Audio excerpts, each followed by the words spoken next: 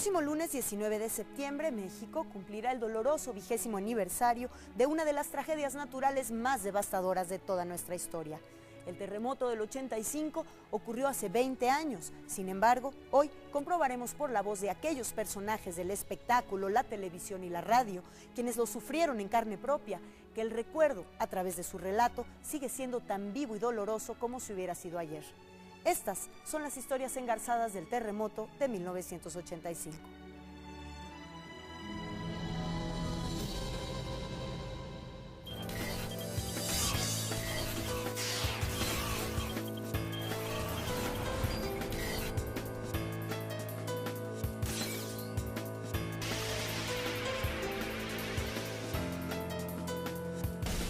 19 de septiembre de 1985. Para todos aquellos que iniciaban labores antes de las 6 de la mañana, todo indicaba que este sería un día como cualquier otro. Pero dieron las 7:19 de la mañana y un terremoto de 8.1 grados en la escala de Richter sacudió a la capital del país y los estados de Michoacán, Jalisco y Guerrero. A partir de ahí, ya nada volvería a ser igual. Cuando abrí los ojos, mi mujer me dijo, no te levantes. Aquí en esta puerta, que estaba a 2 metros de mi cama, gritamos, rezamos y lloraron tus hijos y yo. Y tú seguías dormido. Y ahora mira lo que pasó. Y prendió la televisión.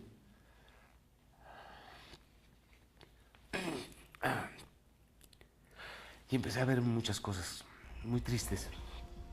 Los históricos edificios de Tlatelolco fueron sede de uno de los mayores desastres. Ahí, en el edificio Nuevo León, vivía el actor Roberto Cobo, quien al despertar se dio cuenta de que lo había perdido todo. De repente sentí que las paredes se tronaban. Volteo a ver y cuando volteo a ver, donde era mi ventana ya no era ventana. Y volteo y veo otra vez que se rompe otra pared. Y entonces sentí algo que se me cayó encima. Cuando de repente, yo no sé cómo, veo que el piso se abre. Y ya me sentí mal.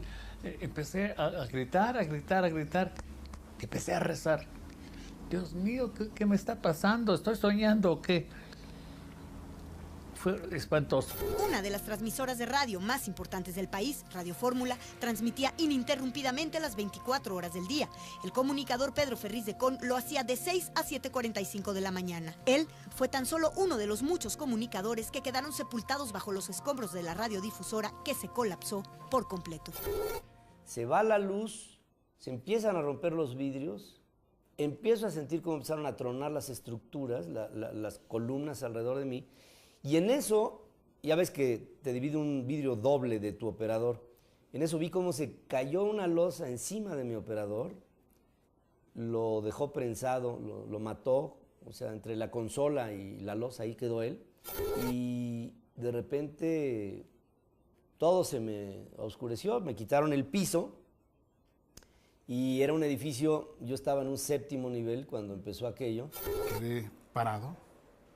Y en eso veo cuando del lado de Río de la Loza se cae el edificio de Radio Fórmula, pues yo veo que se hace como sándwich y veo pues 2 gentes que salen cayendo o algo, ¿no? Que después me enteré que en unos edificios estaba ahí Pedro Ferriz de Con, en Radio Fórmula. Radio Fórmula eran 6 pisos, 2 plantas de luz arriba, que es lo que ganó el peso, y los pisos se barrieron entre ellos, hizo...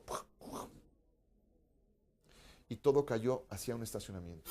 Yo quedé tirado ahí por la zona de la rampa del sótano del estacionamiento.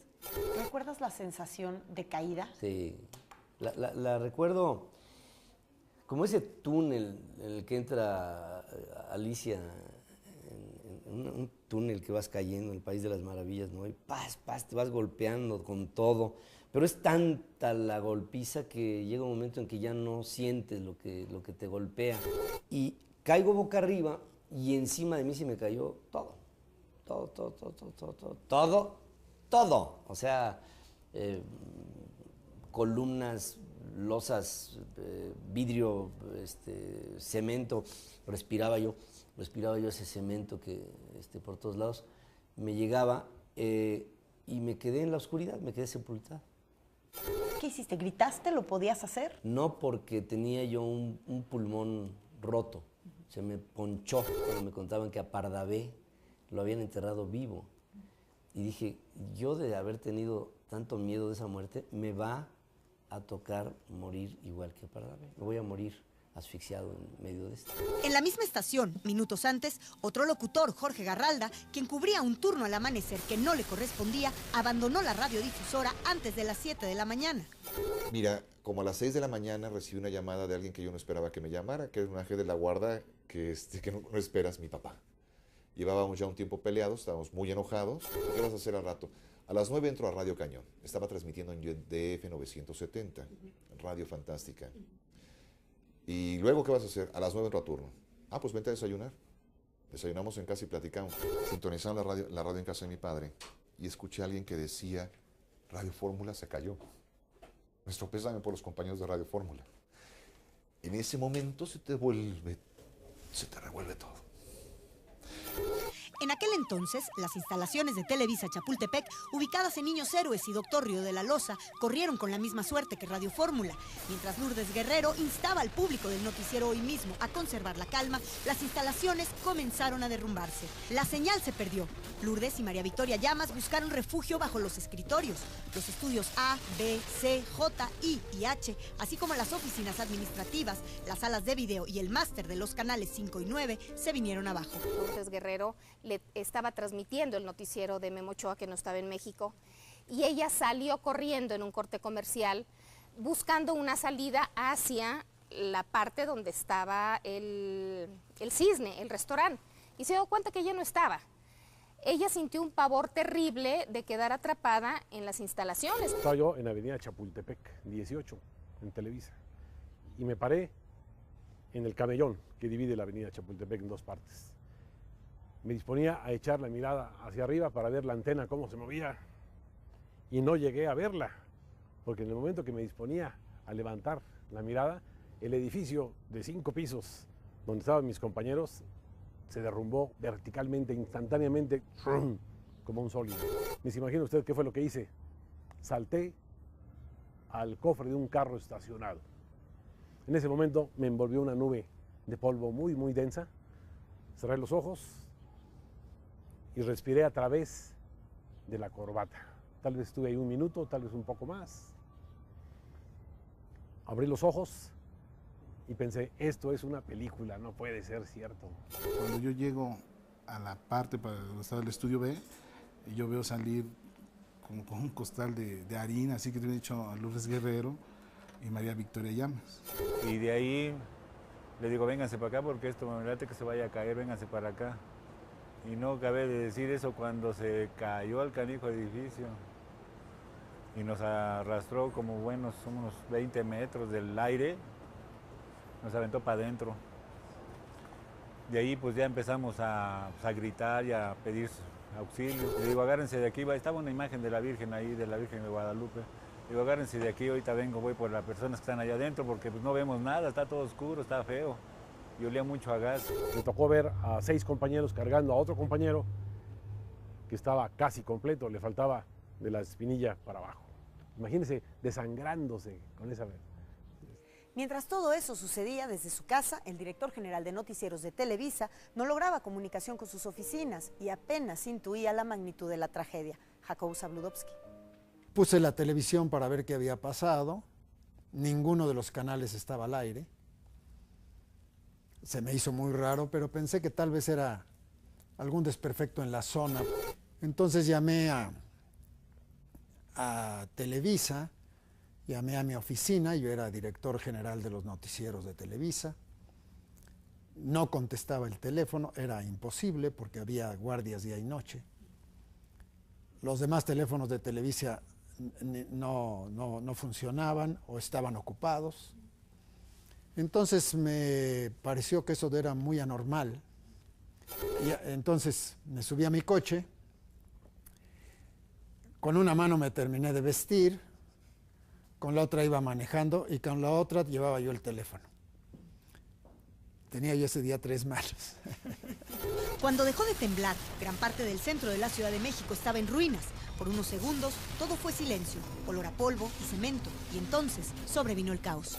Era un caos total, la colonia Roma, la colonia de los doctores, en fin, muy bien manejada por por la población civil, te decían, no, por aquí no te vayas, vete por aquí, porque por aquí no puedes pasar. De pronto no se podía circular en una calle porque un edificio había atravesado toda la calle cuando se derrumbaron. Y era sumamente impactante ver cómo de pronto estás viendo lo que nunca te imaginaste que ibas a vivir. Cuando yo venía rumbo al canal, el oír a las sirenas, los bomberos, que todos iban hacia el centro, hacia la colonia Roma, hacia la colonia del Valle, hacia la colonia Nápoles, hacia el centro. Y llegamos acá a trabajar, no sabíamos que estaba Televisa fuera del aire, estuvimos haciendo noticiero, recibíamos muchas llamadas de auxilio, de apoyo, de peticiones, de todo. Y bueno, así empezamos a vivir el famoso terremoto. Lo más pronto posible iniciaron las labores de rescate de sobrevivientes, pero gracias a la rápida disposición y organización de la sociedad civil, el actor Roberto Cobo fue rescatado casi de inmediato. Oí unos gritos afuera que decían, ahí hay uno, vamos a sacarlo. ¿De dónde me van a sacar? ¿Quién es esto? ¿Qué pasó? Entraron dos muchachos que no me acuerdo ni cómo eran ni nada y me dijeron con estas palabrotas, pues ¿qué estás haciendo aquí, calambres? Y yo, no dándome cuenta de lo que había pasado, le dije, pues aquí, de vacaciones, le dije. Y ya me sacaron, me llevaron a un lado, solo, envuelto en una sábana. Mientras tanto, Pedro Ferriz de Con, junto con muchos de sus compañeros, seguía atrapado bajo los escombros de Radio Fórmula, hacia donde ya se dirigía desesperado su padre, don Pedro Ferriz Santa Cruz, tras conocer la noticia del derrumbe donde se encontraba su hijo. Un muchacho de noticias me dijo, yo lo llevo en una moto, y que me trepo a la moto y ahí te voy. Y ellos se fueron en los coches, pero yo les dije, váyanse como puedan, yo me voy a verlo. Empezaba yo a mover cascajo, empezaba yo a tratar de encontrar una salida hacia donde yo intuía que era el arriba, ¿no? o la superficie. Hubo un hilo de luz, ahí un filito de luz, y alguien me vio y empezaron a escarbar alrededor de mí. Llegaron y me jalaron del cuello así, y me pararon, me pusieron de pie. Y entonces no había argumento que les explicara que estaba yo roto. Yo no sabía de qué estaba roto, pero yo me sentía roto. Entonces les decía, yo no puedo caminar. Y me decían, pues mira, vete por allá porque se está cayendo esto encima de nosotros y no hay más. O sea, ¿Cómo saliste de ahí? Camino. Salió a la marquesina de un edificio de junto y de ahí un policía se le puso así para que brincara a sus espaldas. Y de ahí lo bajaron y se lo llevaron al hospital. Y luego regresaron a quienes les dije que buscaran heridos. Y vámonos. Y les dije, ¿qué pasó? Y dice, Pedro, no seas necio, están muertos todos. Vámonos. Todo batido de tierra, yo lo abrazaba y lo besaba, ¿verdad? Y él nada más estaba llorando. Y les voy a decir una cosa, que pues es feo decirla. Pero le dijo, Nina siempre fue muy devota de la Virgen, ¿verdad? De Guadalupe. Dice, fue un milagro que te hizo la Virgen, hijo. Y voltea y le dice, se lo hubiera hecho también a mis amigos y mis compañeros. Fíjate nada más. En el derrumbe de las instalaciones de Radio Fórmula hubo quienes no tuvieron tanta suerte como Pedro Ferriz de Con. Los locutores del entonces famoso y exitoso programa Batas, Pijamas y Pantuflas, Gustavo Armando Calderón, El Conde y Sergio Roth. Se va la transmisión de Radio Fórmula. Mi mamá me dice, oye, creo que pasó algo a tu papá. Digo, no mamá, fue el temblor, fue el movimiento, a lo mejor fue la antena o la señal ahorita regresa, y no, ya no regresó. No teníamos contacto con la estación, pero había señal de otras. En ese momento empezaban a dar las noticias de que mi papá y mi hermano habían fallecido. En el momento llegaron los familiares de todos los que estaban trabajando en Radio Fórmula y eran las caras de angustia, de no es cierto, no pasó nada, digan que no es cierto, sálvenlos. Un locutor, el señor Salvador Escobar, que a él le tocó salir de los escombros, tuvo una fractura del pie, entonces todos con la ilusión de sí va a salir, no hay problema, están abajo, y los topos, los de Protección Civil, empezaron a sacar a la gente. Uno de los paramédicos me agarró y me dijo, mire, su papá está enterrado todavía, y su hermano tiene un grave golpe en la cabeza, y lo acaban de llevar al hospital de la Magdalena de las Salinas. Mientras tanto, eran los propios colaboradores de Radio Fórmula, entre ellos Jorge Garralda, quienes buscaban desesperadamente entre los escombros, encontrando los cuerpos sin vida de sus compañeros. Cuando nos metimos, el mecánico de Gustavo Calderón Millán me dijo, estás parado sobre alguien. A raíz de esa frase todavía me suena mucho que estás parado sobre alguien. Cuando volteé vi los pants y las pompas de alguien. Y saqué a un ser humano de la tierra. Yo revisaba y dije, ¿quién es? Y cuando pregunté quién es, el monstruo azul con espuma en la boca, se le cayeron las cadenas de oro y decía Roth. Era Sergio Roth. La estrella de batas, pijamas y pantuflas. Muerto. El conde Calderón, firmes como en honores a la bandera, acostado, recto, con los ojos abiertos. Me robó el sueño muchas noches. Su cara era de miedo. Y cuando quise cerrar los ojos, se abrieron. No. Ahorita lo platico en anécdota. No, me robó el sueño. Durante un tiempo me tuvieron con medicamento para dormir, porque a querer o no te brinca. El vigilante que estaba ahí en Radio Fórmula, el policía, era un tipo muy simpático, muy jocoso. Gritaba cosas, no tengan miedo, no sean cobardes. Y quedó aplastado en su escritorio. Apareció gente de los ovaciones de aquella época y nos enseñaron una lista de los locutores. Y cuando empecé a revisar la lista le decía, no, este está vivo, no, este está vivo, este soy yo. Y es horrible borrarse una lista de difuntos. El escenario en Televisa Chapultepec era igualmente terrible y trágico. El centro neurológico del consorcio televisivo estaba en ruinas. Se había desmoronado el edificio de noticias. Que como tú sabes, las organizaciones de noticias son organizaciones de todo el día y toda la noche. Siempre hay gente ahí. Había mucha más gente porque el programa de Guillermo Ochoa y Lourdes Guerrero empezaba a las 7, entonces hacía desde las 4. Donde estaban las oficinas de un programa que teníamos que se llamaba Contrapunto. Era un edificio de 15 pisos, ese cayó como persiana. La caja del elevador por arriba, donde los cables dan vuelta, esa quedó a nivel de la calle. 15 pisos. Ese falló completamente, así como un castillo de barajas, para abajo. En el patio pusimos unos paneles ahí en el suelo para empezar a sacar a la gente que estaba pues ya herida, compañeros que habían muerto, ahí entre todos metieron la mano. Me dice Emilio Azcárraga, métete, a ver qué pasó, a ver, vete al máster, que es el cerebro de las transmisiones. A ver si puedes, a ver, dime, que quiero saber qué pasó adentro. Y llegamos al máster y estaba una luz de emergencia con sus baterías funcionando como debía funcionar, porque no estaba enchufada la energía. Aquello desierto, con agua. Entonces regresé y le dije, pues aquí no hay nadie, pero pues ahí está prendido. Digo, pero no hay nada. Entonces me dice, vete a San Ángel y entra al aire si puedes.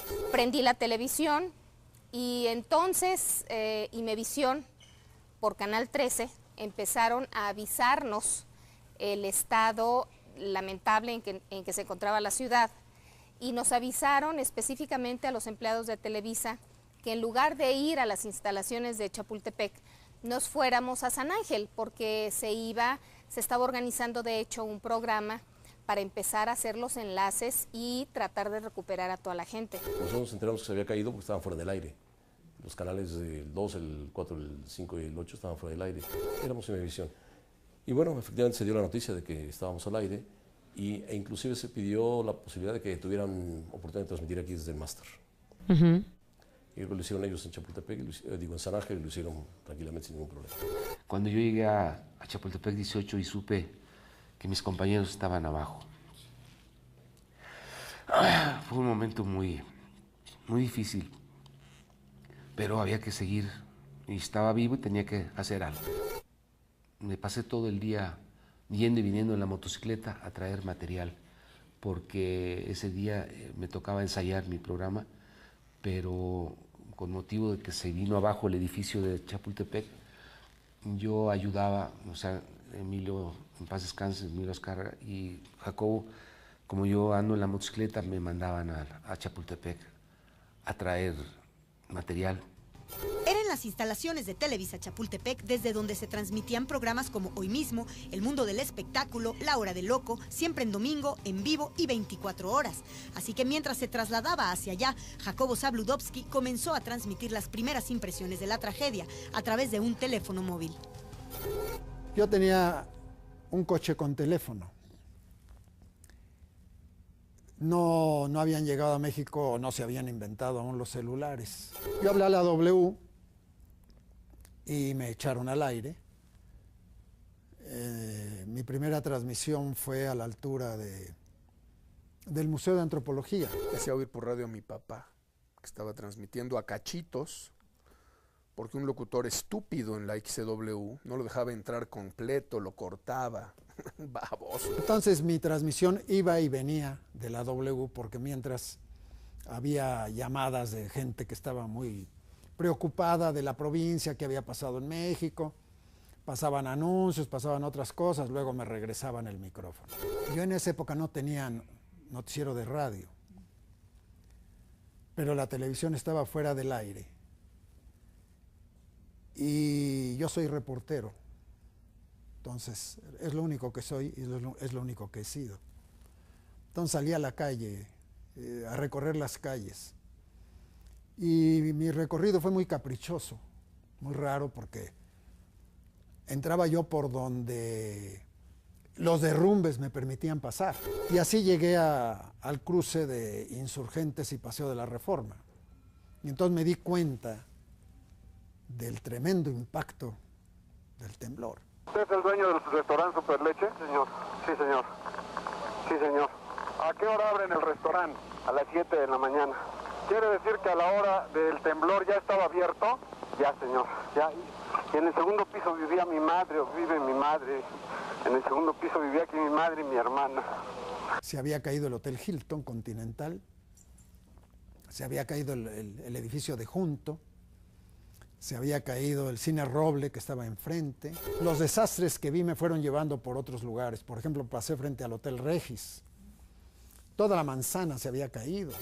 Y en la acera de enfrente, por la calle de Valderas, había un edificio con un reloj público en la mera esquina, que marcó para siempre las 7:19. Y ahí se quedó. En lo que iba narrando, sí, en 2 o 3 ocasiones se le quebró la voz. Cuando llegué a Televisa y vi que se había derrumbado el edificio de 6 pisos donde hacíamos los noticieros, yo sabía quiénes estaban ahí, porque yo les había dado el trabajo, yo les había puesto el horario. Entonces, al llegar ahí, hubo un momento en que tuve una gran dificultad para hablar. Hay una pausa de unos 4 o 5 segundos, que en radio es mucho. Solo espero que mis compañeros de trabajo, mis amigos, mis hermanos de labor, estén todos bien. No es posible reconocer esta esquina donde todos los días durante tantos años he venido.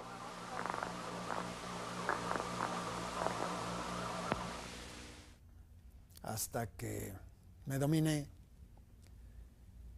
consideré que hay un tiempo para trabajar y un tiempo para llorar, y era el momento de trabajar, y seguí. Al regresar, en medio del espectáculo, también se vistió de luto. En el medio del espectáculo fueron muchos los que perdieron familia, amigos o compañeros de trabajo en esta terrible tragedia. Pero una imagen que en aquella época llamó particularmente la atención fue ver al gran tenor español Plácido Domingo cubierto en polvo, levantando piedras y losas en los edificios de Tlatelolco en busca de su familia. Bueno, fue de hecho la primera figura pública que aparece en el escenario de esta tragedia, con su tapabocas a tratar de ayudar, a tratar de mover los escombros. Su tía que había fallecido ahí, que quería rescatar su cadáver y todo eso. Y bueno, pues era el momento así de cumbre de la carrera de Plácido Domingo, obviamente, pues salió en todos los periódicos del mundo, ¿no? Y él fue la cabeza de un movimiento muy importante donde logró recabar mucho dinero para levantar viviendas, porque de pronto una comunidad como la de Tlatelolco se quedó prácticamente en la calle. Asimismo, el rock nacional también se vistió de luto al conocerse la noticia de que uno de sus exponentes, Rodrigo, había perdido la vida en el derrumbe de los edificios de Tlatelolco. Pues me entero que se había muerto Rodrigo, que una semana antes habíamos estado presentando un libro de Víctor Roura. Entonces imagínate, o sea, decía, pues no, la vida va por otro lado. Sin embargo, ante el dolor y la desesperación, la sociedad mexicana se solidarizó creando un ambiente de apoyo y lucha incomparables en la historia de nuestra nación. Y se alteró también la opinión que los mexicanos tenían de sí mismos, porque el ejemplo que dieron ese día es ejemplar.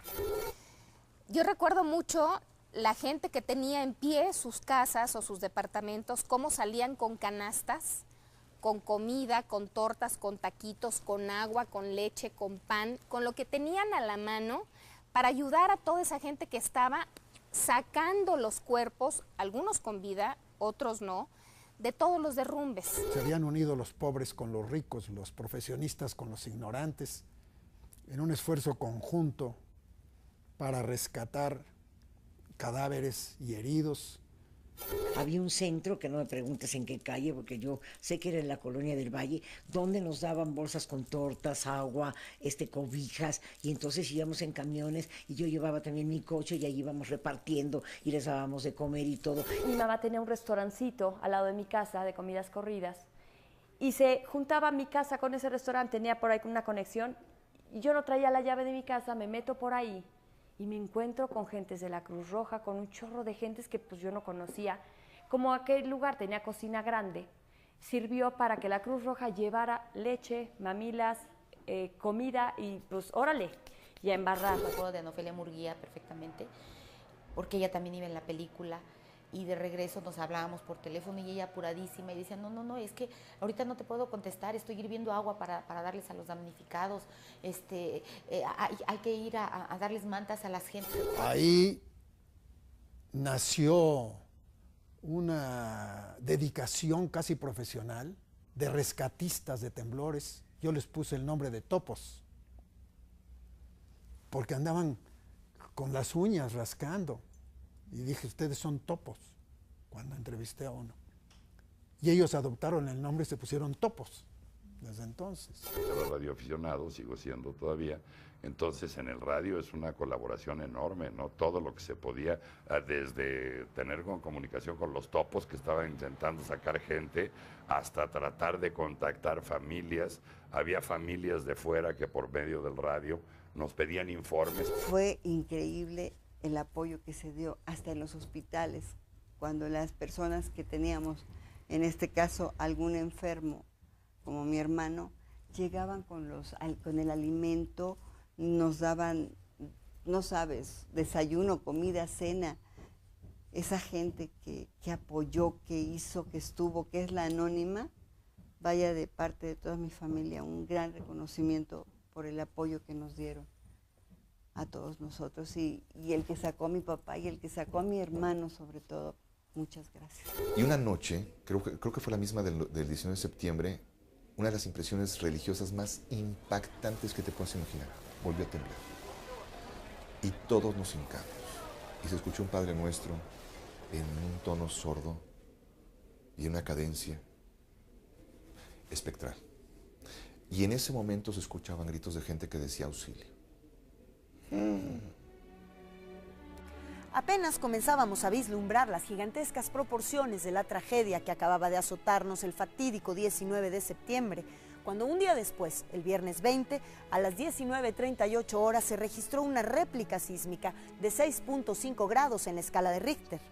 Tanto la intensidad como la duración de este fue mucho menor, pero el pánico que causó entre una población asustada, lastimada y disminuida fue mucho mayor. Temblar. Yo me acuerdo esta cantidad de gente que salió del aeropuerto corriendo porque volvió a temblar. ¡Uah! La manada de gente y los policías, todo el mundo, tranquilo, tranquilo, ¿sabes? O sea, cuando entra el pánico.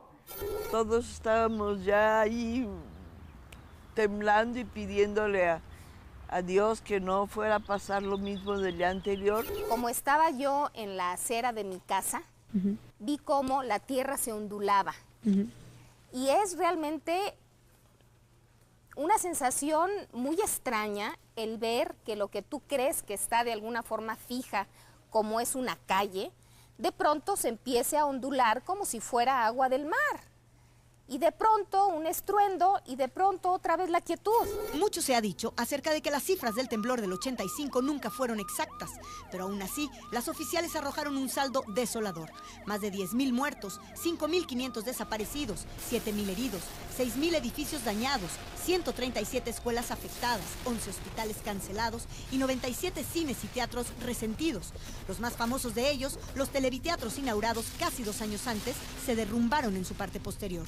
Una explosión terminó de destruir sus 2 escenarios en donde apenas un día antes se habían celebrado los 55 años de la fundación de la XCW y el siguiente domingo se tenía planeada la develación de la placa de la obra de teatro José el Soñador. Recuerdo que un amigo se la pasó toda la mañana diciéndome, se cayeron los televiteatros, se cayeron los... Y yo le decía, no es cierto, no seas pesado. Llegó mi mamá por nosotros y lo primero que dijo fue, Dolores, se cayeron los televiteatros. ¿Qué? Me llama Silvia Pinal y me dice, Gustavo, no tenemos ya teatro, se ha caído por completo. Me acuerdo que había una pared en que se veía unas rejas y ropa de la producción, que debe haber sido de... José el Soñador, quizá. May. Fue de Silvia. Me acuerdo perfecto de la anécdota de Silvia Pinal que corrió y a sacar lo que pudiera de su producción en los televiteatros que se cayeron, zapatos, algún vestido. Tú sabes lo que es que se te caiga tu mundo.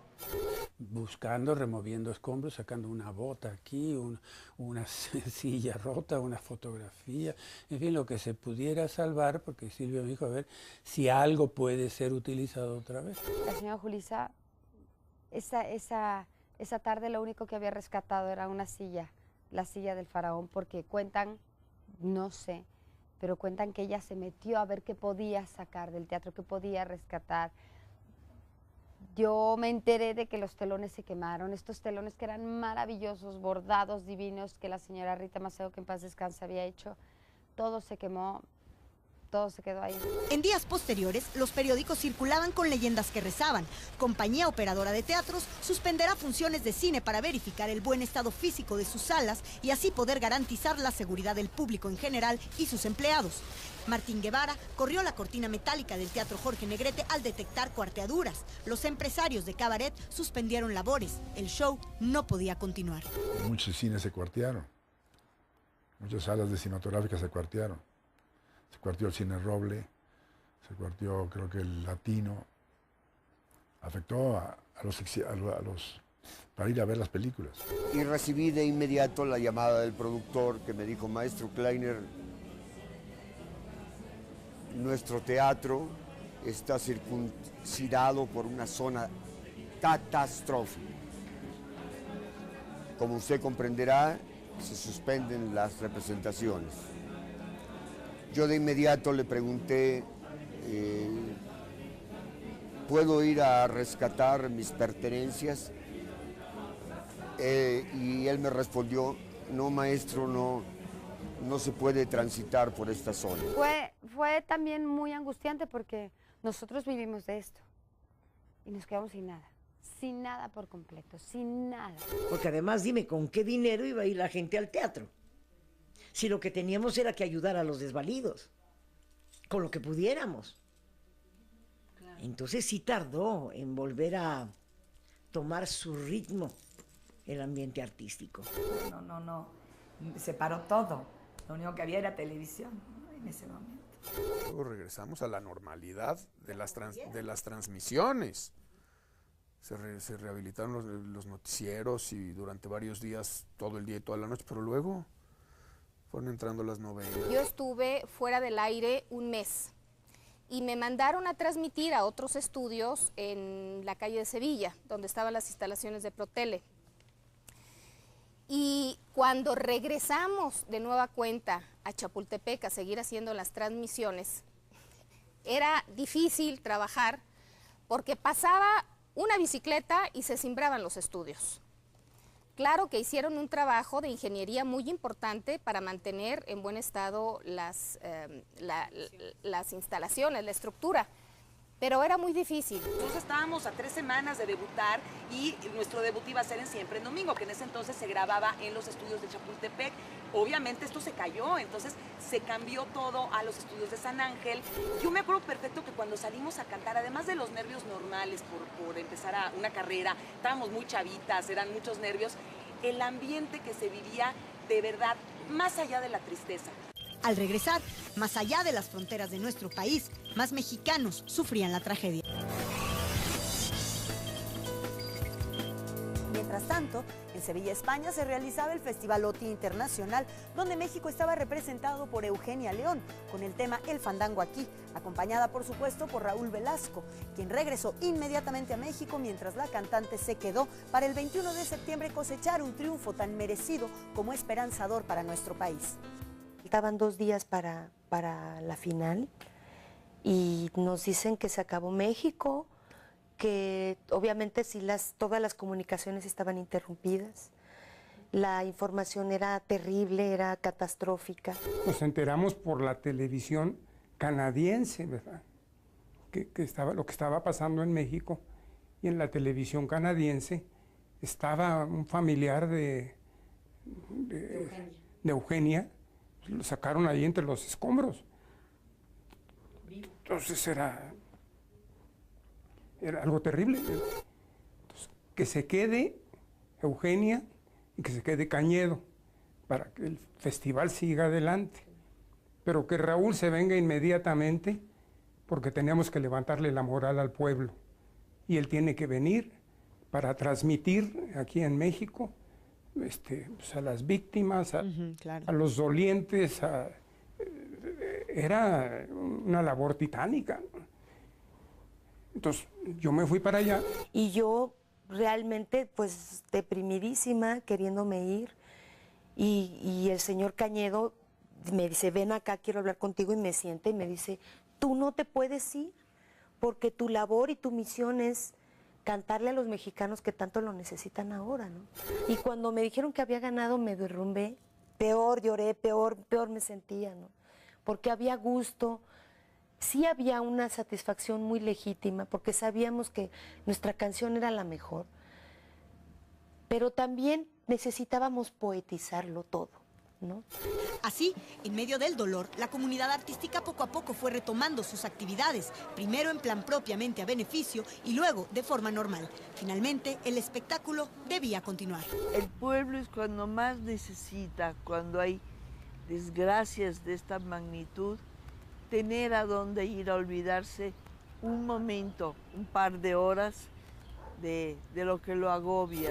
La gente, después de muchísimo tiempo, te decía en la calle, gracias porque yo estaba en el hospital, o yo estaba en un momento difícil de mi vida y en el hospital te vi, y el simple hecho de verlas cantar, porque tú tendrías que poner la cara, aquí no pasa nada, ¿no? Ánimo, ánimo. Plácido Domingo desgraciadamente perdió muchos familiares en Tlatelolco y se propuso sacar fondos de alguna manera para poder ayudar a tantísimas familias y gentes que se habían quedado sin nada, ¿no? Esto ya fue en el 86, principios de 86. Quiero hacer un evento que se va a llamar Por México, o algo así, en un inicio del nombre, Plácido por México, o una cosa así, para recaudar fondos para las familias damnificadas y tal. El show era a las 8 de la noche. Y entonces de repente yo me acuerdo que estaba el floor manager cerquitita de mí, porque estábamos paraditas las tres. Mira cómo estoy, es que si me vieras que estoy chinita. Voy a llorar seguro. Y de repente están todos así con sus audífonos listos, no sé qué, y entonces dice el floor manager, bueno, ya todo el mundo está en sus puestos, todo el mundo están listos, todos están listos, ok, yes, vamos a hacerlo por México.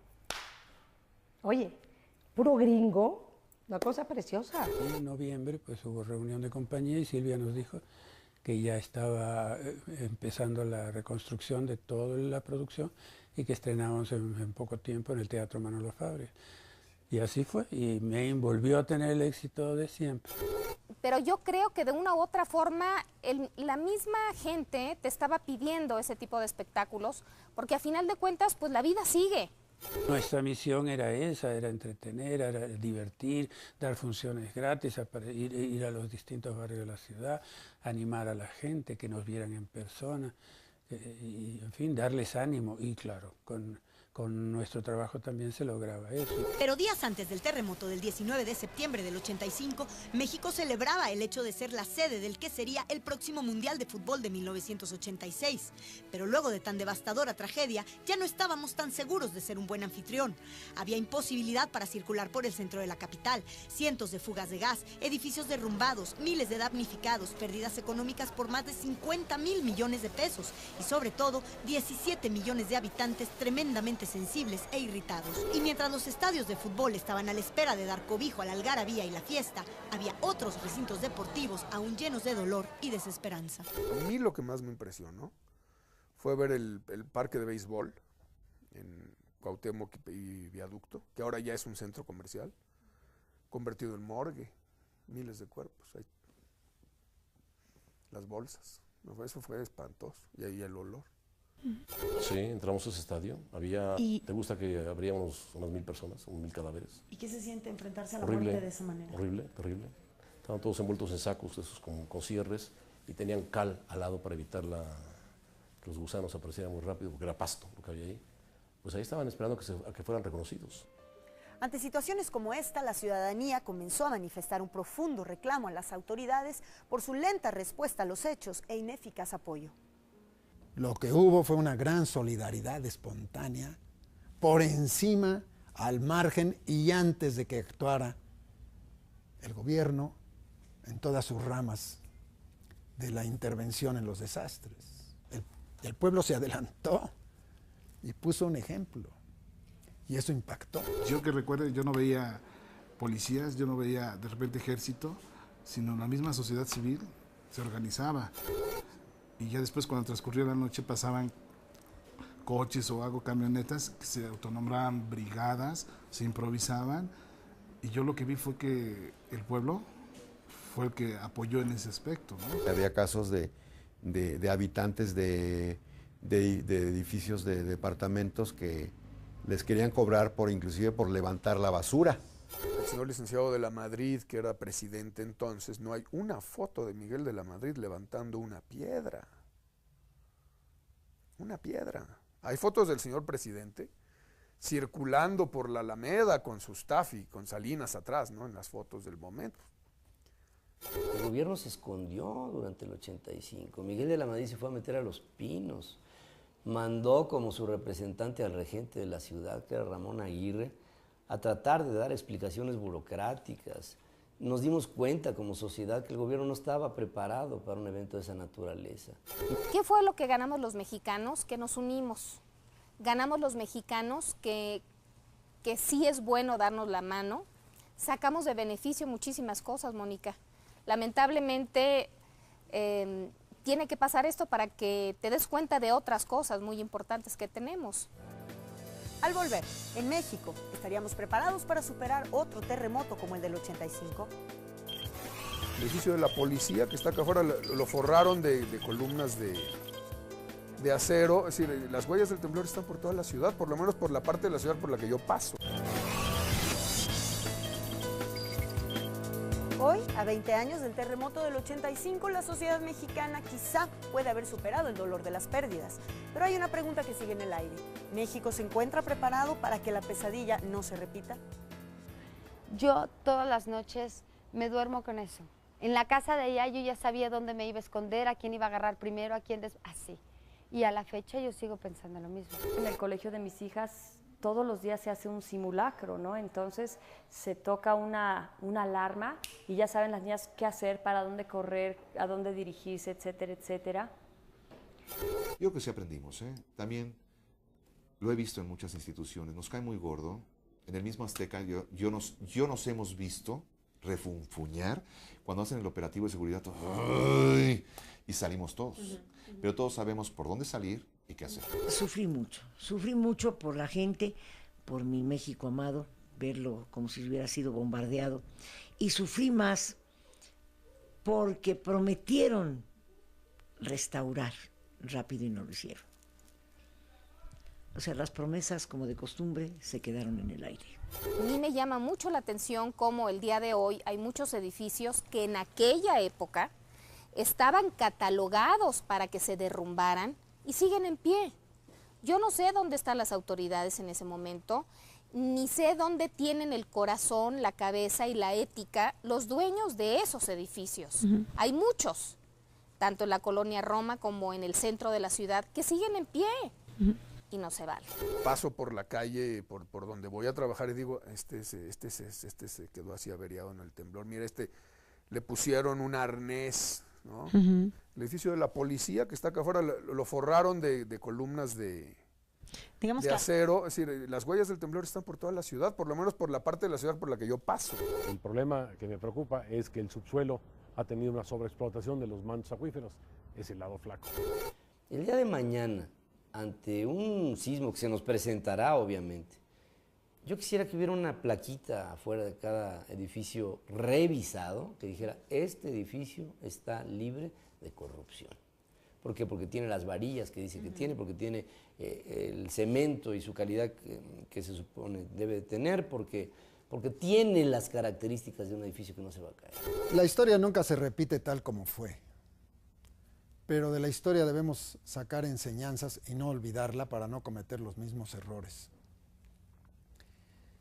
Yo creo que de un temblor así nadie está vacunado. Este 19 de septiembre, a 20 años del terremoto de 1985, los recuerdos serán revividos. Es probable que el dolor y el miedo se cuelen angustiosamente en nuestros corazones, pero también la memoria y el orgullo de ser un país que, roto y derrumbado, logró ponerse nuevamente de pie gracias a su gente. Hoy, en medio de la inseguridad y la crisis, es el mejor momento de recordar que México está y ha estado siempre en las manos de todos y cada uno de sus habitantes. Yo soy Mónica Garza, les agradezco mucho habernos acompañado. Los espero la próxima semana con más historias engarzadas. Muy buenas noches.